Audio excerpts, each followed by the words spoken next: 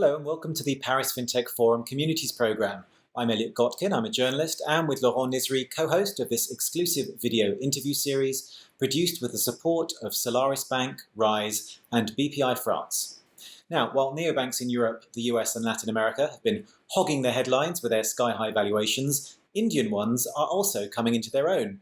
One of the fastest growing is Frio, formerly known as MoneyTap. The company's co-founder and CEO is Bala Parthasarathy, who joins me now. Great to see you, Bala. Thanks, Elliot. Thanks for having me on. So tell us more about Frio. Elliot, Frio is India's largest neobank. And the trend that you mentioned that started in Europe and in the US and Latin America is very much here and alive in India as well. And the way it has evolved in India is interesting. So I think in Europe and Asia, in Europe and North America, there have been a lot of neobanks which are based on either experience, as in, let me give you a much better banking experience than your sort of neighborhood walking to a bank branch in your neighborhood. And in fact, most of the banks in North America say don't ever walk into a bank branch. And so the lead off has been experience. And there are a few who are leading with credit. So Upgrade, for example, in the US, or Nubank in Brazil, or Tinkoff in Russia. And there are many in Europe which also lead with payments, either think companies like Revolut and Monzo and N26, where I'm going to give you a credit card and make it like, especially if you're traveling between countries in Europe, I'm going to make your life easier.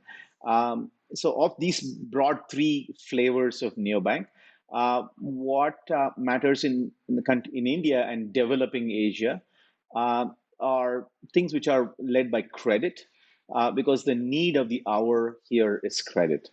As a general, the ecosystem in India is very advanced as far as payments is concerned. The Indian government has, for example, laid a foundation, something called UPI, which is essentially a bank-to-bank transfer using a QR code and an app, and frankly, any app that is certified, you can just transfer money very easily. So they've made payment transactions very simple, and also reduce the cost of it to the merchants to basically zero. So if you're a merchant, you can accept digital payment for free, essentially. And that has really caused like a huge spike in payment transactions. But where Frio comes in is with credit. So for example, on top of these UPI payments, Frio has introduced a pay later product. We call it Frio Pay. That is growing exponentially. It's growing 50 to 60% month on month. It's just taking off because while payments are the foundation, credit on top of payments is sort of the oil that keeps it going. And that's where MoneyTap, our flagship product, which we launched about 4 years ago, which was a line of credit product on an app. And that has done very well for us. So Frio has disbursed close to $1 billion, which is a lot of money in our region, in partnership with a number of banks and other financial partners. And now with Frio Pay Later, and we just launched a savings account product, we are becoming a credit-led neobank, much like Nubank in Brazil or Upgrade in the US. So that, in essence, is what Frio is about. Okay, Bala. Well, look, a lot of fintechs we speak to have had a very good pandemic. How are you impacted by COVID, which obviously had a very major impact in India? And also, of course, you had to deal with this loan repayment moratorium imposed by the Indian central bank. So I'm just wondering how you were impacted. Yeah. So what happened you summarized it well. So in India last year, COVID hit, and essentially the central government said you have a loan moratorium for the rest of the year. So the credit part of our business slowed down during that time. And now it is back with a vengeance. Just to give you a sense, so what we call wave one in India, which was basically the first 3-4 months of the pandemic, from March to July, the business just stopped because the country just stopped operating. And since then, the business doubled. Is from July last year, because there was a post wave one sort of bump up. And now we're seeing again post wave two bump up, and again we're this time we're expecting probably about 70% growth in the next few months. And there's also the festival season here, so that's gonna help as well.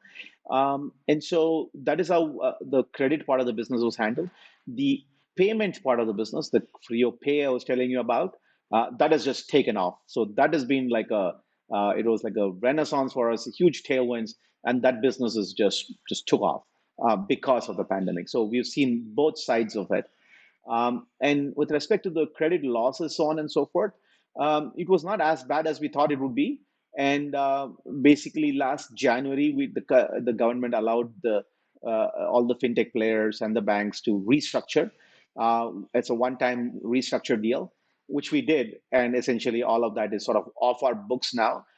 And some of the collection efficiency we are seeing now is something we have never seen ever before.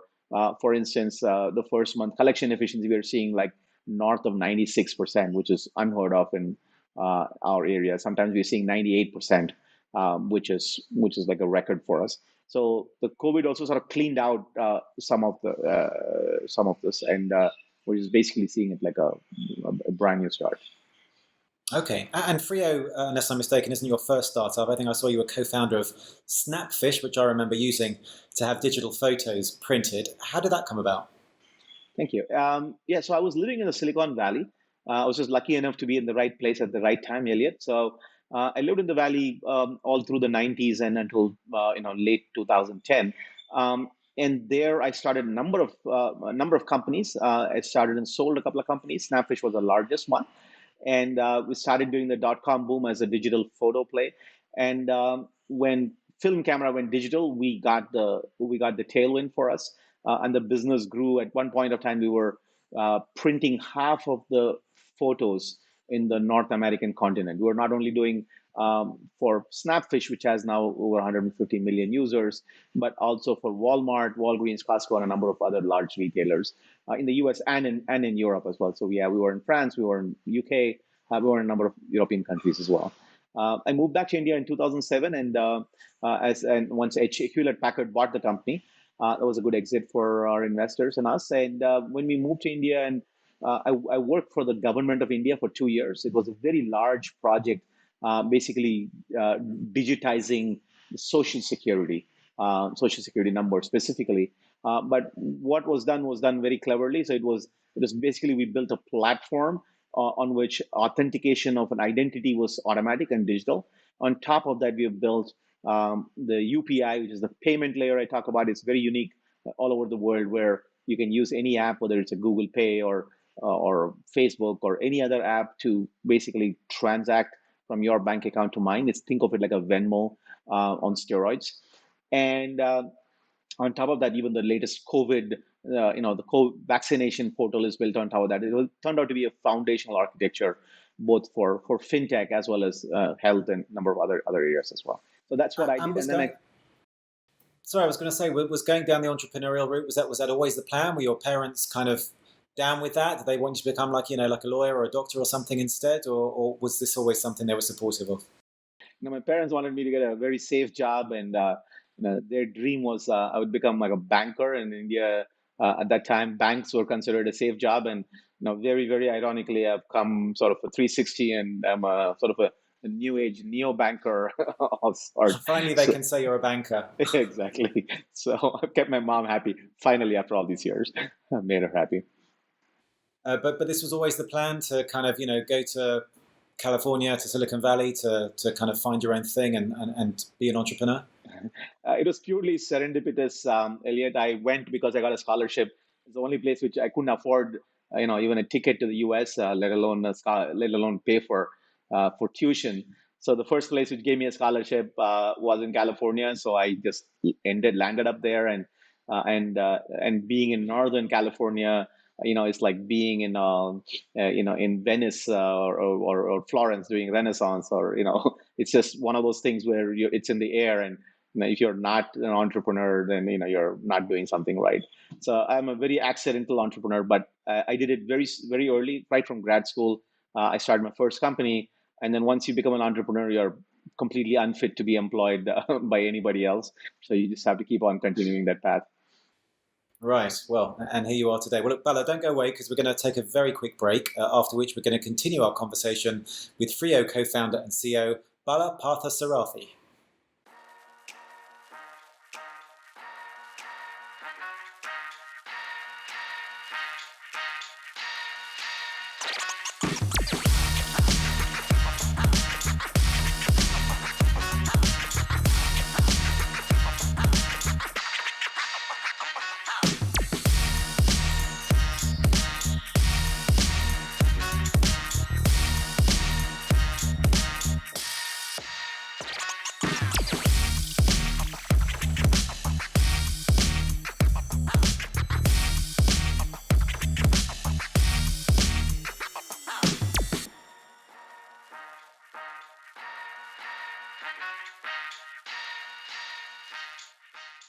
Welcome back, and don't forget, if you're not already a full member of our community, everything you need to join can be found at www.parisfintechforum.com.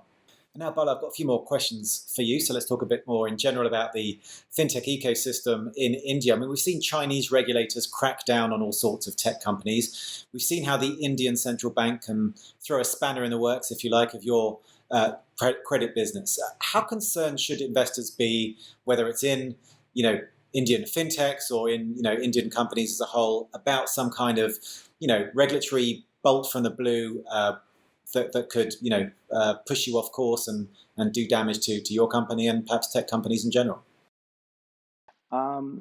So I worked for the government, Elliot, for a couple of years. I worked with the central bank in a different capacity, of course, at that time. But what was really useful coming from as an entrepreneur is actually how to have some idea about how government works. Those 2 years were immensely valuable. And basically, when I look back upon it, the Indian regulator is not as arbitrary as it seems from the outside. Yes, they do. Suddenly, they banned new Mastercards, for example, because they wanted data sovereignty and they wanted the data to be hosted. But this was coming for a while, right? They had issued a number of warnings. They had asked Visa to, and Visa complied. Mastercard didn't.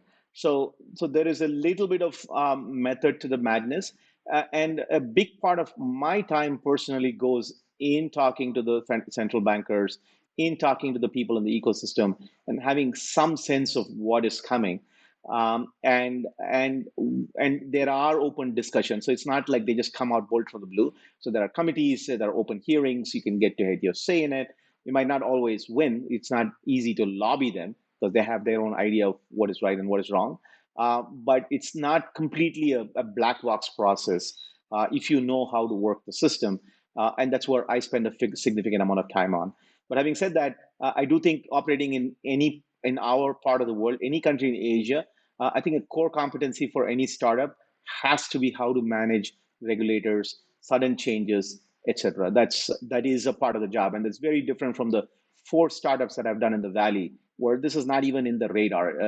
An entrepreneur in London or San Francisco doesn't wake up thinking, "What is the regulator going to do?" Whereas that's something which is a part of the game if you want to play the game here.